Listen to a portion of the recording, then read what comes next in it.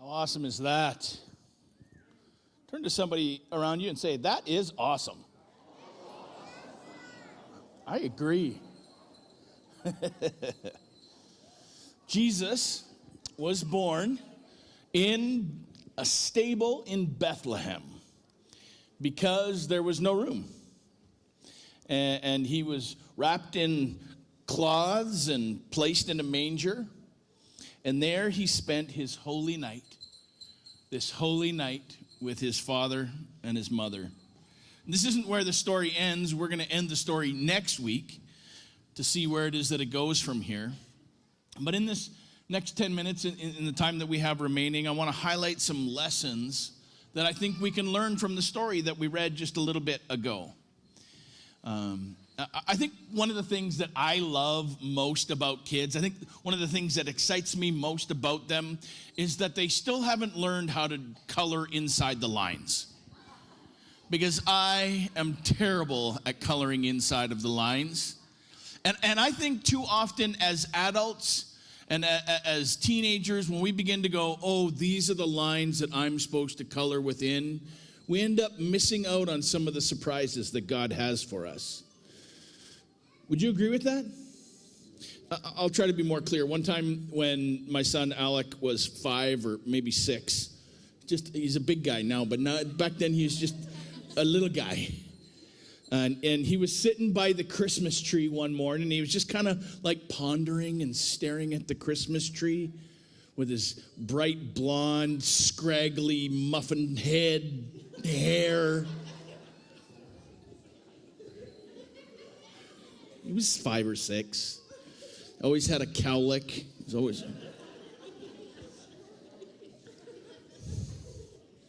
I looked at him and he had this like ponderous, reflective thought on his face. I'm like, hey, bud, what are you up to? He said, oh, Dad, I was just writing a song in my head. I said, oh, wow, that's awesome. And then he said, Dad, people should love Jesus more than they love Christmas.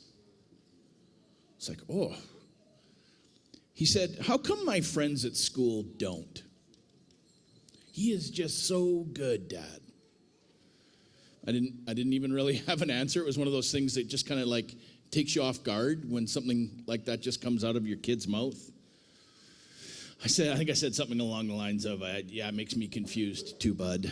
And then he asked if he could borrow my phone to record this song with his sister. They went downstairs and they came back up with an amazing song that they played for me, all about how he had armpits. I'll give you, we still have it recorded. Ask him to share it with you if you want the original. But I'll give you my version of it. I have armpits. I have armpits. And that's what he came back with after his reflective time of staring at the Christmas tree and thinking about Jesus. It was absolute gold. There's a reason I still have it. I just played it the other day. But you have to ask Alec for it if you want him to share it with you.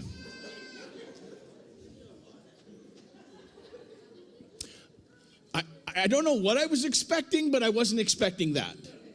I should have been expecting the unexpected. The same is true with God. You know, we often try to put God inside of the lines. We try to put God inside of a box. And primarily we see in the events that Ava read, Fireside Ava, well, sort of Fireside Ava, read for us this morning, that God doesn't always do things the way that you expect him to.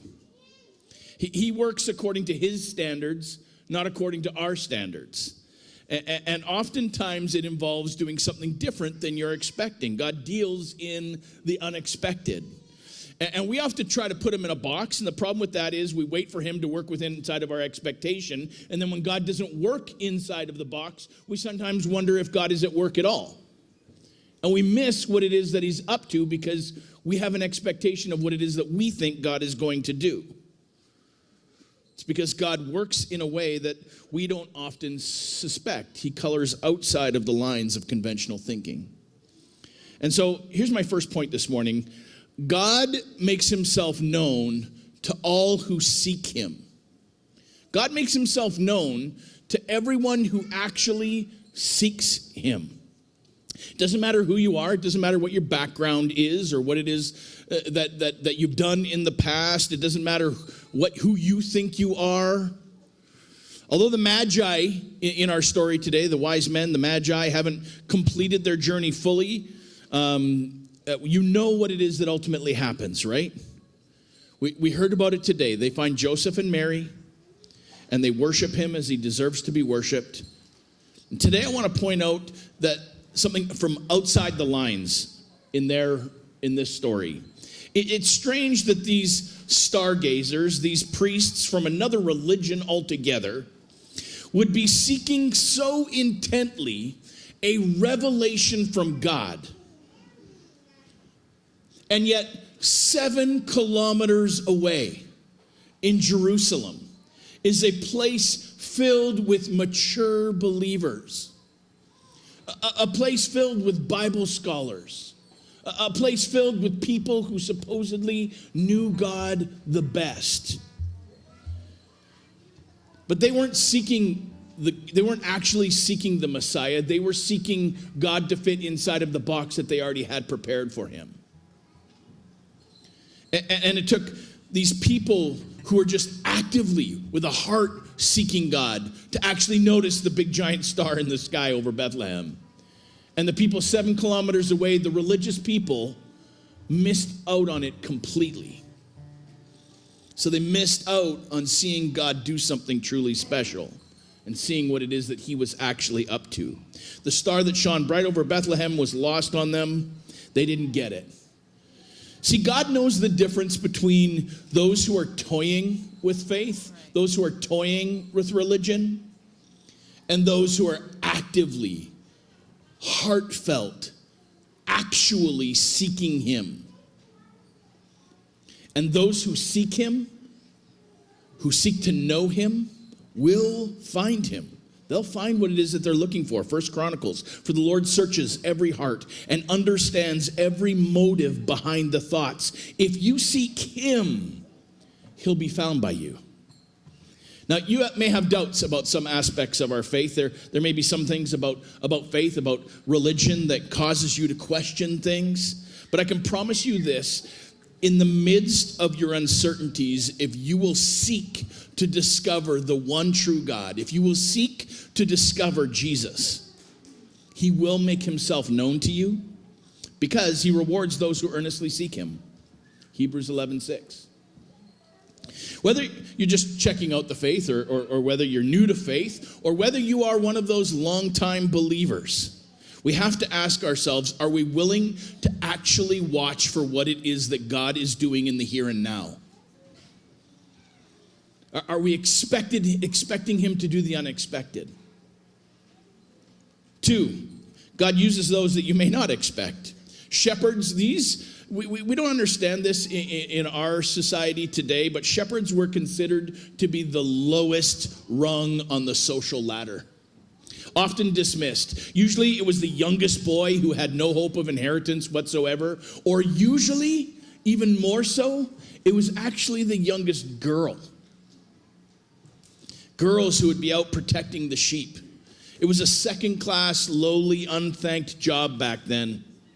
And yet on that holy night, as all respectable people slept in their beds, even those who had no room in their home for an obviously on the brink woman who was going into labor,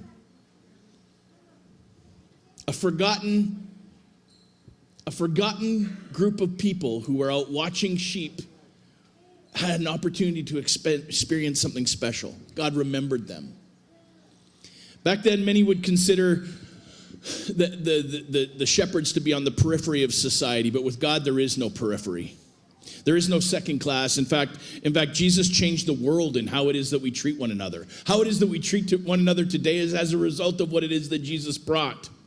He began the fight for equal rights for slaves and equal rights for women and equal rights of all people regardless of where it is that they were born. Galatians 3:28 says, there is neither Greek nor Jew, slave nor free, male nor female, for you are all one in Christ Jesus. This was radical thinking back then. We just take it for granted now. Yeah. It was Jesus who brought this to earth. Jesus reaches beyond the boundaries and invites everyone to find the place in the center of his love. Now, maybe there are some reasons why you think that you should be on the periphery. Because of things that have happened in your past, or maybe because of the labels that other people have placed on you at times. I want you to know that you are the one that Jesus came to seek and save and called to be his own. The early church, which was a dynamic and healthy and expanding body, wasn't built on the influence of fancy, perfect people. It was stinky fishermen and grubby shepherds and hoity-toity and totally looked down upon tax collectors. God uses those who you wouldn't expect. Sometimes it's our kids. And we have to be watching for Jesus in our kids. And sometimes you are the one that you least expect to be used by God. Can you change that? 3, finally, God's plan often circumvents conventional wisdom. God's plan was that the Messiah would be born in Bethlehem. And most thought that God would choose, a prestigious family for them to be born in. In fact, some people lived in Bethlehem just because it was a prestigious place where they knew that the Messiah was going to come from. So a lot of rich people would actually move to Bethlehem so that they could possibly be a part of raising the Messiah. Many people thought that God would choose a family who could provide a home befitting a king so that he could have the best possible education and could rub shoulders with all the right people and could make a name for himself from the very start, because such a leader would certainly be a man of political influence and power. This makes sense, people would say. It does make sense to everybody except God. He chose instead for this child to be born to a woman who was engaged but not married, to a working class man living in a poor village in the nation's most looked down upon region. And then he chose for this boy to grow up, not surrounded by power and affluence, but in a simple home where he'd spend his formative years growing in wisdom and grace and in favor with God and people. This was God's plan, and it wasn't what it is that anybody expected it to be. And as we talked about last week, Mary and Joseph's part in this plan was simply to say, yes, I'm the Lord's servant. May it be to me as you have said. I'm the Lord's servant. I'm willing to do what it is that he asks of me to do. And from there, God guided their steps. We had such a beautiful time at the end of the service last week. Many people got on their knees and they said, God, I want to be a servant. I want to be used by you.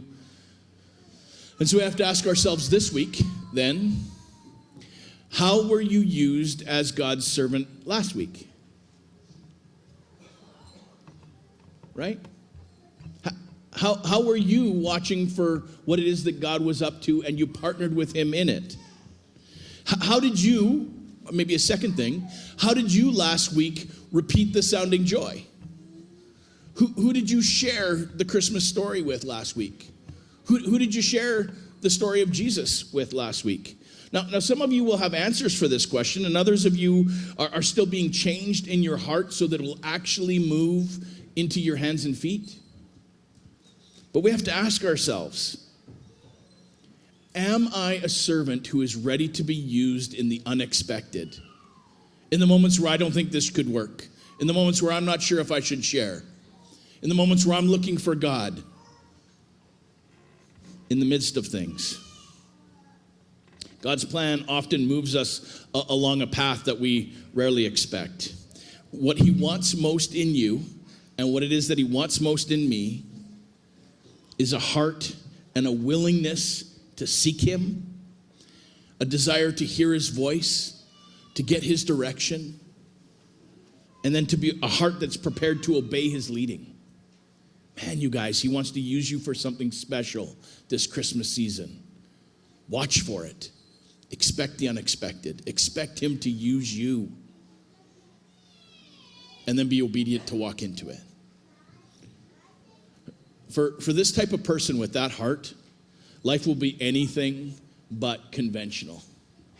You too will be called to color outside the lines in life. And God will lead you every step of the way. Let's pray.